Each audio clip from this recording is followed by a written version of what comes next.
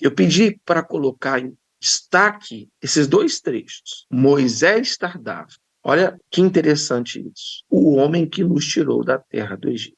Aqui a gente vê os dois primeiros erros de Israel. O primeiro erro, a falta de confiança em Deus, a ansiedade, a preocupação excessiva em querer chegar à terra prometida. 40 dias Moisés havia subido para o monte, porque Deus o havia chamado para falar com ele e lhe dar as tábuas das leis, porque Israel era um povo escravo, depois de 400 anos, um povo que não tinha mais uma identidade, porque era um povo que estava misturado com os costumes judeus e os costumes egípcios, então era um povo sem referência. A maioria, aliás, todos os que nasceram desse povo, nasceram no meio dos egípcios. Então eles tinham as orientações de que Israel vivia antes do Egito, mas ninguém havia tido essa vida e essa experiência. O que eles conheciam era aquilo ali, era a história dos pais, dos seus ancestrais e a visão do barro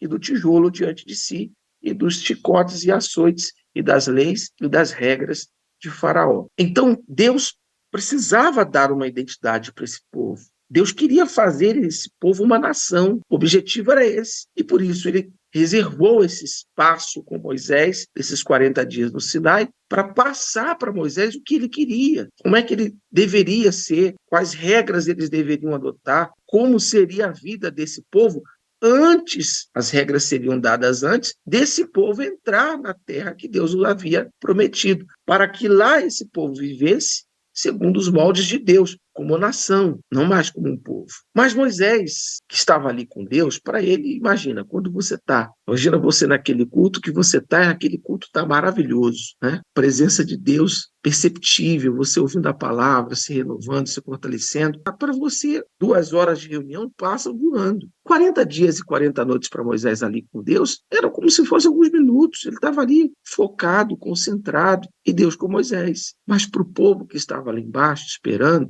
o povo começou a questionar Arão, porque eles estavam no deserto. Quem garantia que Moisés não havia sido devorado pelos animais do deserto? Quem não garantia que Moisés, quando subiu aquele monte de pedras, não caiu no meio daquelas rochas, foi picado por um escorpião, por uma serpente, alguma coisa? Então, a ansiedade, a preocupação, esse tardar de Moisés desencadeou o lado mais negativo das pessoas, aflorou, sabe, aquele sentimento adormecido, sabe aquela coisa que fica ali dentro do ser humano que não é bom, mas que fica guardado porque a pessoa tem alguém ou alguma coisa para lhe conter. Mas uma vez não tendo mais algo para conter, então ela põe para fora. Então Moisés tardou 40 dias, 40 noites, e o povo, porque tardava, fez o que nós lemos no versículo 1. Pode repetir, por favor? Levanta, faz dos deuses que vão diante de nós, porque quanto a este Moisés, o homem que nos tirou da terra do Egito, não sabemos o que lhe sucedeu. E aí o povo então pediu para que Arão levantasse um novo Deus. Por favor, mantenha o antigo versículo.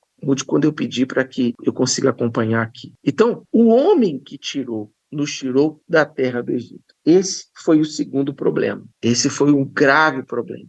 Vem comigo. As pessoas atribuíram ao homem, colocaram a confiança no homem, focaram no homem e não focaram em Deus. Reconheceram Moisés como libertador, mas queriam a substituição de quem os havia libertado por intermédio de Moisés. Essa é a maior falha que o ser humano comete. Colocar todas as expectativas, e eu me incluo nisso, às vezes nós erramos também. Nós colocamos as expectativas nas pessoas, nós colocamos todas as nossas expectativas acreditando naquelas pessoas, quando nós não devemos fazer isso. A nossa expectativa e a nossa fé tem que estar em Deus, exclusivamente nele, na direção dele, na confiança dele.